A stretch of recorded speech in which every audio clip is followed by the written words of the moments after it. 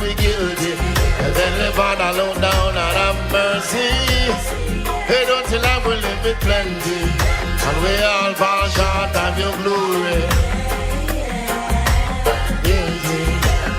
Yeah, hear me? Let's get that attack. Make it that serious.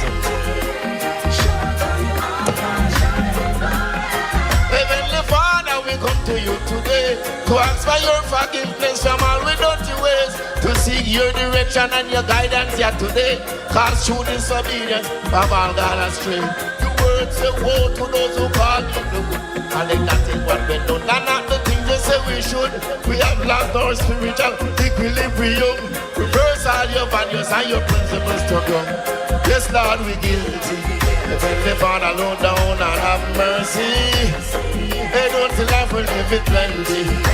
We all fall short.